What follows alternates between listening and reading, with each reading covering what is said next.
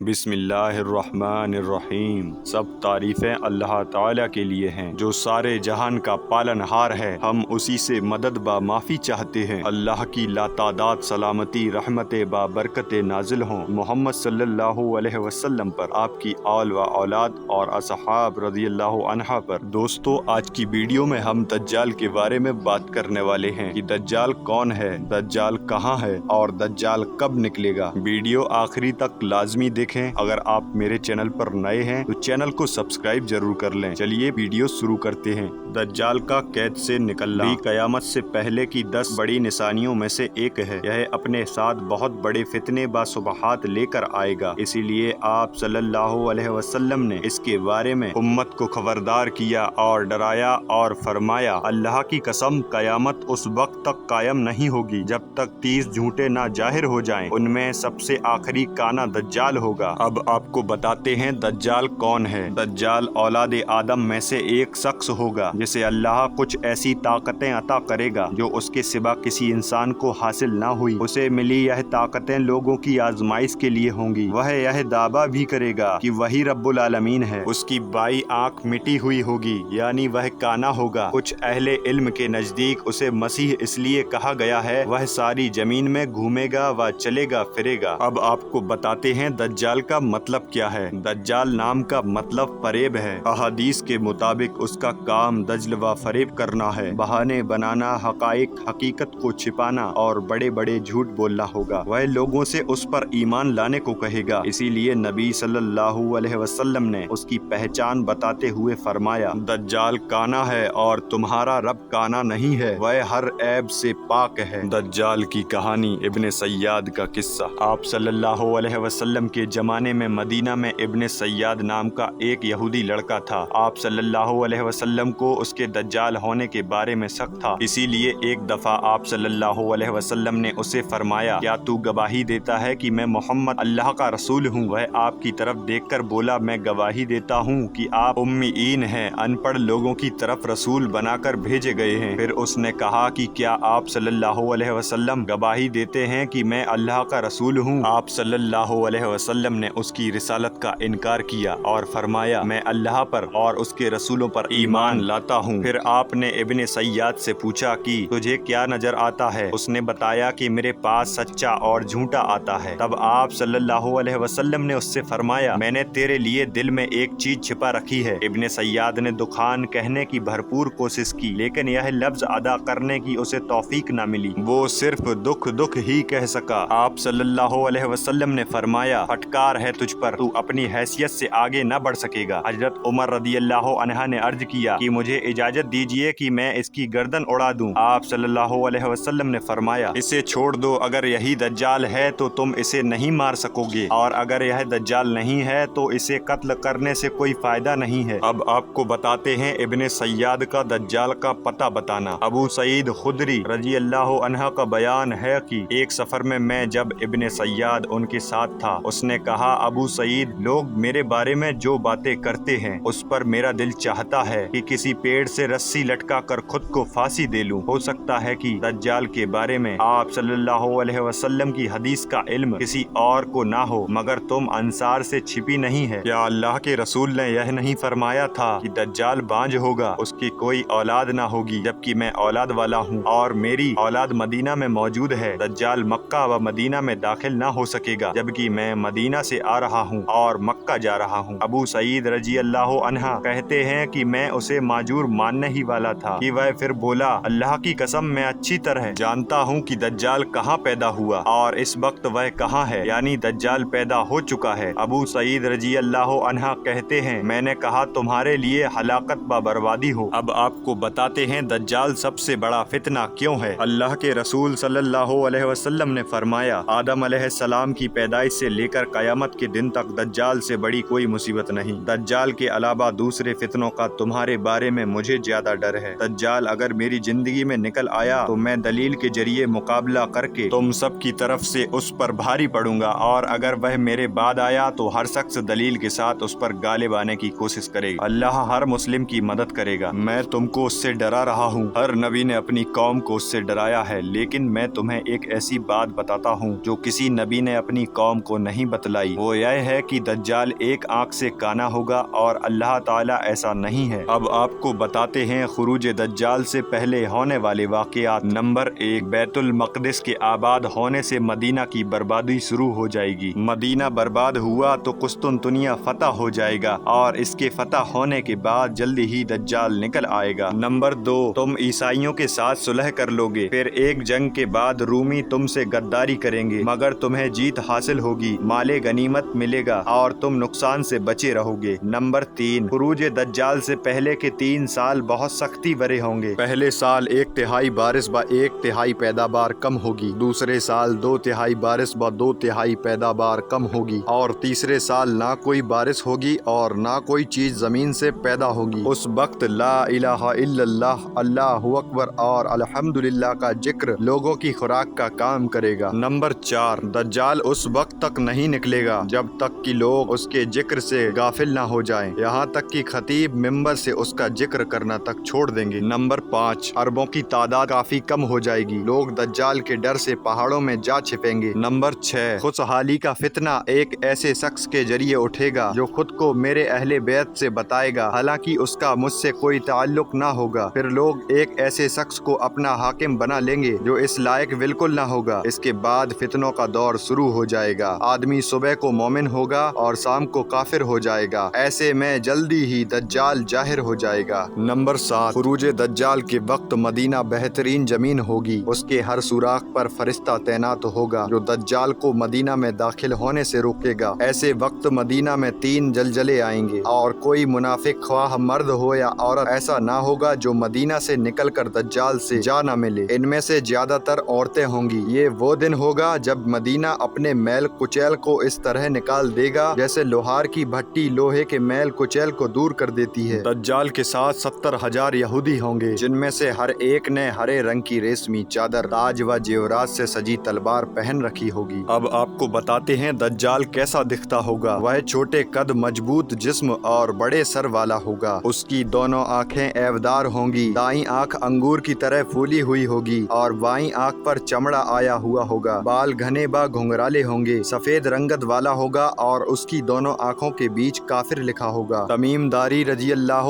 अन्हा की दज्जाल व जस्सासा वाली हदीस के मुताबिक वह एक समंदरी जजीरे में कैद है। आप सल्लल्लाहु अलैहि वसल्लम के जमाने में मौजूद था। तमीम दारी रजी अल्लाह अन्हा व उनके साथियों ने उसे जजीरों में जकड़ा हुआ देखा था। कयामत से पहले जब अल्लाह चाहेगा शदीद गुस्सा करने की वजह से उसकी जंजीरें टूट जाएंगी और वह कैद से निकल जाएगा। अब आपको बताते हैं जमीन पर दज्जाल की रफ्तार कितनी होगी। उसकी रफ्तार उस बारिश की तरह होगी जिसके पीछे हवा हो, मतलब यह कि वह बहुत तेजी से जमीन के हर हिस्से में पहुंच जाएगा। वह जमीन में 40 रोज तक फिरेगा, उनमें का एक दिन 1 साल की तरह, एक दिन 1 महीने के बराबर और एक दिन 1 हफ्ते के बराबर होगा। बाकी के दिन आम दिनों की तरह होंगे। गधे पर सवार होगा, उसके दोनों कानों के बीच 40 हाथ का फासला होगा। लोगों से कहेगा कि मैं तुम्हारा रब हूँ, हालांकि वह एक आंख से काना होगा और तुम्हारा रब ऐसा नहीं है। उसकी दोनों आंखों के बीच काफिर लिखा होगा जिसे हर मोमिन पढ़ लेगा, चाहे वह पढ़ा लिखा हो या अनपढ़। वह मशरिक की तरफ से आएगा, उसका इरादा मदीने में दाखिल होने का होगा, मगर ओहद पहाड़ के पीछे फरिश्ते उसे रोककर उसका रुख शाम सीरिया की तरफ फेर देंगे। अब आपको बताते हैं दज्जाल के फितनों में क्या क्या होगा। नंबर 1, उसके साथ जन्नत व जहन्नम होगी। उसकी आग असल में जन्नत होगी और उसकी जन्नत हकीकत में जहन्नम होगी। नंबर 2, उसके साथ पानी और आग होगी। उसकी आग असल में ठंडा पानी होगी और उसका पानी हकीकत में आग होगी। तुम में से जो कोई दज्जाल को पाए तो उसे चाहिए कि उसकी आग में कूद जाए, क्योंकि वह ठंडा मीठा पानी होगा। नंबर 3, वह एक कौम के पास आएगा जो वह कौम उस पर ईमान ले आएगी। वह आसमान को हुक्म देगा तो वह बारिश बरसाना शुरू कर देगा, जमीन को हुक्म देगा तो वह पैदावार देना शुरू कर देगी। भेड़ बकरियां जब चरकर लौटेंगी तो उनके थन दूध से लबरेज होंगे। फिर जब वह एक दूसरी कौम के पास जाएगा तो वह उस पर ईमान नहीं लाएगी। सुबह जब वह कौम अपने खेतों को देखेगी तो फसलें बर्बाद हो चुकी होंगी और जमीन बंजर। वह उस बंजर जमीन को हुक्म देगा तो जमीन से खजाने निकलकर शहद की मक्खियों की तरह होकर उसके पीछे पीछे चलेंगे। नंबर 4, दज्जाल जब एक देहाती से कहेगा कि अगर मैं तुम्हारे मर चुके माँ बाप को जिंदा कर दूं तो क्या तुम मुझे अपना रब मान लोगे? वह हामी भर लेगा तो 2 शैतान انسان اس کے ماں باپ کی شکل میں اس کے سامنے آ جائیں گے اور کہیں گے کہ بیٹا اس کا کہا مانو، یہی تمہارا رب ہے۔ وہ ایک جوان کو تلوار مار کر اس کے 2 ٹکڑے کر دے گا، پھر کہے گا کہ میں اسے زندہ کر دوں گا، مگر یہ مجھے اپنا رب نہیں مانے گا۔ وہ مردہ اس کے کہنے پر اٹھ کھڑا ہوگا، یہ جوان سے پوچھے گا کہ میرا رب کون ہے؟ تو وہ کہے گا کہ میرا رب اللہ ہے اور تو اللہ کا دشمن دجال ہے۔ اب سوال یہ ہے کہ جن لوگوں کی زندگی میں وہ ظاہر ہو، وہ اس کے فتنے سے بچنے کے لیے کیا کریں؟ فتنہ دجال سے بچنے کے طریقے سن لیجئے۔ نمبر 1، دجال سے دور رہیں۔ جو کوئی دجال کے بارے میں سنے تو وہ اس سے دور رہے۔ دجال سے بھاگ کر پہاڑوں میں چھپ جائیں۔ نمبر 2، اللہ سے مدد طلب کریں۔ جو شخص اس کی آنکھ کے فرنے میں پھنس جائے وہ اللہ سے مدد چاہے۔ نمبر 3، اللہ کے اسماء و صفات کا علم حاصل کرے۔ دجال ایک آنکھ سے کانا ہے اور اللہ تعالی ہرگز ایسا نہیں ہے۔ نمبر 4، سورہ کہف کے شروع کی 10 آیتوں کی تلاوت کریں۔ جو کوئی سورہ کہف کی ابتدائی 10 آیات یاد کر لے گا وہ دجال کے فتنے سے محفوظ رہے گا۔ نمبر 5، حرمین شریفین میں سے کسی ایک میں پناہ لیں، اس لیے کہ دجال مکہ و مدینہ میں داخل نہیں ہو سکے گا۔ نمبر 6، لوگوں کو دجال سے آگاہ کرتے رہیں۔ دجال اس وقت تک نہیں نکلے گا جب تک کہ لوگ اس کے ذکر سے غافل نہ ہو جائیں۔ نمبر 7، علم دین حاصل کریں۔ جس نے دجال سے کہا کہ ہمارا رب اللہ ہے، ہم اسی پر بھروسہ کرتے ہیں اور اسی کی طرف ہم لوٹ کر جائیں گے اور تجھ سے بچنے کے لیے ہم اللہ کی پناہ چاہتے ہیں، تو ایسے شخص پر دجال کا کوئی اثر نہیں چلے گا۔ نمبر 8، نماز کے آخر میں دجال کے فتنے سے اللہ کی پناہ مانگے۔ آخری تشہد میں سلام پھیرنے سے پہلے یہ دعا کریں: اللہم انی اعوذ بک من عذاب القبر ومن عذاب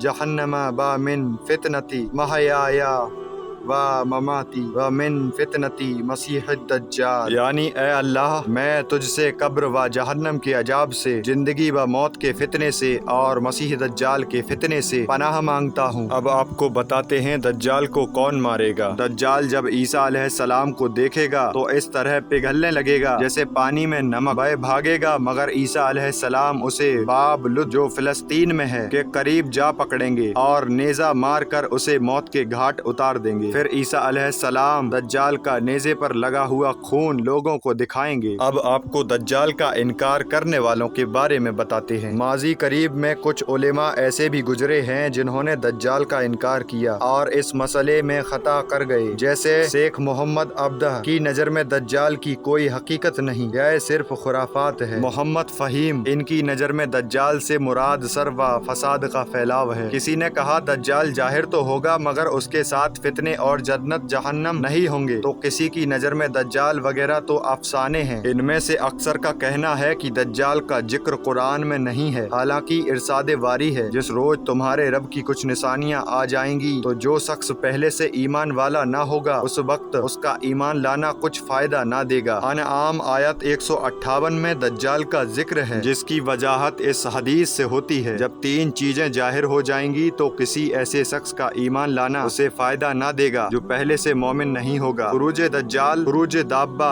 زمین سے ایک بڑے جانور کا نکلنا اور سورج کا مغرب سے طلوع ہونا۔ آخر میں یہ جان لیں کہ شرک خفی دجال سے زیادہ خطرناک ہے، ساتھ ہی گمراہ پیشوا علماء دجال کے فتنے سے زیادہ خوفناک ہیں۔ حضرت عمر رضی اللہ عنہ نے فرمایا: خبردار، تمہارے بعد کچھ ایسے لوگ آنے والے ہیں جو رجم، سنگسار، دجال، صفات اور عذاب قبر کا انکار کریں گے۔ وہ اس بات کا بھی انکار کریں گے کہ اللہ ایک قوم کو جہنم سے نکال کر جنت میں داخل کرے گا، حالانکہ وہ جل کر کوئلہ ہو چکے ہوں گے۔ فتنوں والی احادیث کو جان کر ہم نا امید نہ ہوں بلکہ اپنے ایمان میں پختگی لائیں اور ثابت قدم رہیں۔ اللہ سے دعا ہے کہ وہ ہمیں فتنہ دجال سے محفوظ رکھے، ہماری خطاؤں سے درگزر فرمائے اور ہمیں اپنے دین کی سیدھی راہ پر چلائے۔ آمین۔